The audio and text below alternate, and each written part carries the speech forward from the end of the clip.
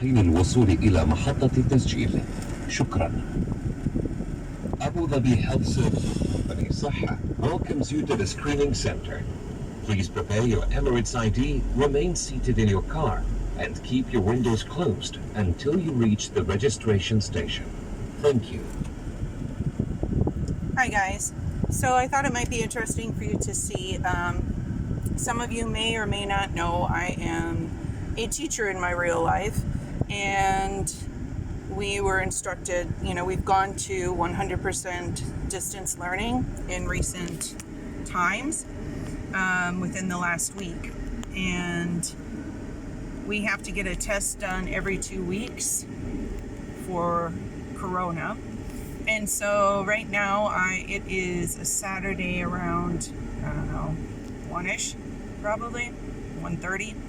And this is one of the screening areas in Abu Dhabi, Al Ain, where you go and get your nose roto-rooted. So I thought it might be interesting for you to see how we do things here in the UAE for Corona testing. It's actually been fairly quick. I know, like when we were still going back to school, that there were sometimes 2-3 hour waits. So we're lucky that way. Excuse me. And so far it hasn't been too long, alhamdulillah. Feeling blessed about that. Of course, it looks like there's 2 lines, and I've got a big Denali, so it makes getting into the other lane a little bit more difficult, so I'm just going to stay here. But you can see people are lined up. But at least they're being responsible enough, because normally people love to butt in line and, like if you're in any other situation, so I suppose it's good. But I have to say, there's another center not that far from here where they do blood testing, and that's where I went first, and it seems like it's mainly police officers that were there, and I went there first, and a lot of them don't speak English, and so I gave my Brokeback Arabic version of why I was there and stuff. Thank God I learned enough where they were like, oh, okay, now we get what you're talking about, and so alhamdulillah. Anyway, so they sent me over here, and so now we're just kind of waiting to see what happens. But the numbers have unfortunately been going up again. They had been really low for a while, but unfortunately, just like in America, the minute they start to go down, and they decide to reopen because they think they're in the clear, all hell breaks loose again. And it's an unfortunate thing, but I'm hoping that they're wise enough to keep, especially in the schools, keep parents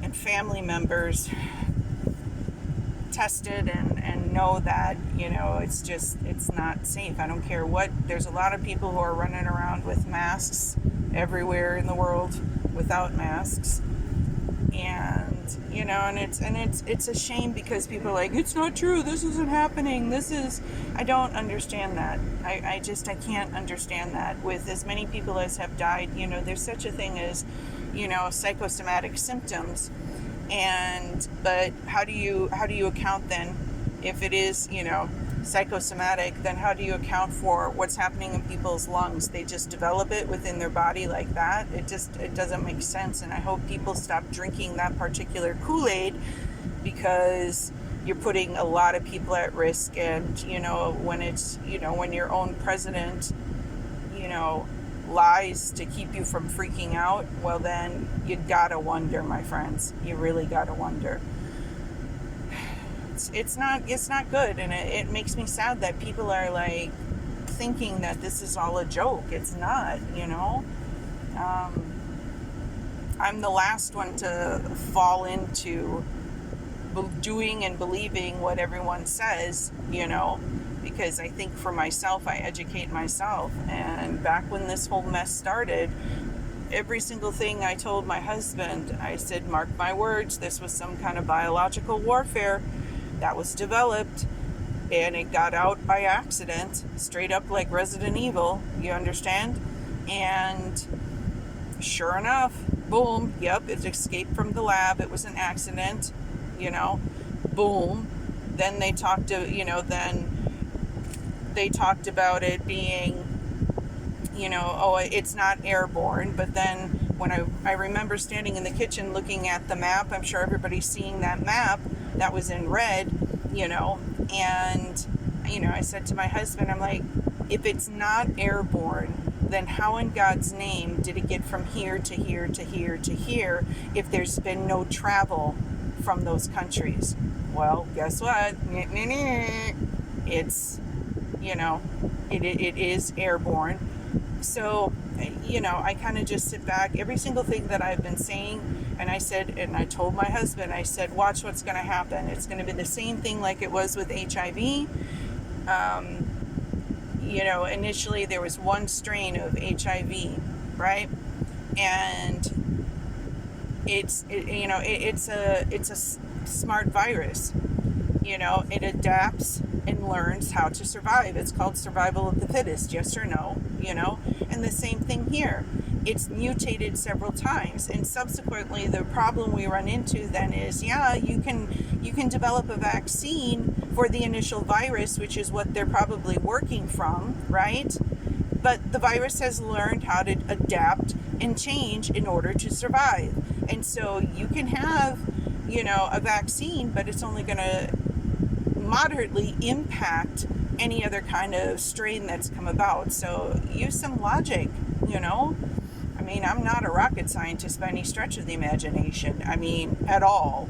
And look, and then I remember saying to my husband, how come the doctors and nurses that are coming up with it, how come they're coming up with it if they're wearing protective gear? I said, wouldn't it be horrible if it actually was able to be caught in the eye? And sure enough, up came a doctor a couple of weeks later saying, you know what, there's no way I could have gotten it except from it entering through my eye. So,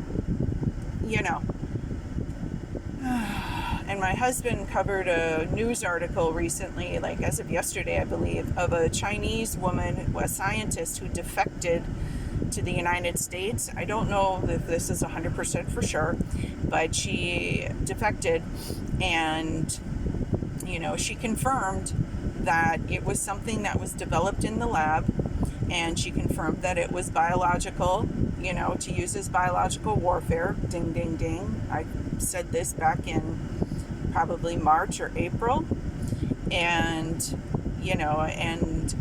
this could have serious consequences as a result. So we're getting closer, as you can see, guys. Alhamdulillah, it's going relatively quickly. It's Saturday, which is like our Sunday back home. So, I will keep you guys posted after I get it done, because I don't know if they'll let me take pictures while I'm in there. So, with that being said, guys, just be safe, please, and wear a mask. It doesn't kill you. Even, let's just play pretend and say that, it's all a huge, gigantic hoax. Okay, cool. Wear a mask. It's a fashion statement. Okay? It's not going to kill you to wear a mask, because at the end of the day, what's the worst thing that's going to happen? Okay, you wore a mask and you didn't like that it didn't match with your ensemble. Well, okay, so there it is. But reality of it is that at least you're keeping yourself safe should this not be a hoax, which I hope a lot of you realize. Okay? So have a great day, and I'll hit you back when I finish with this.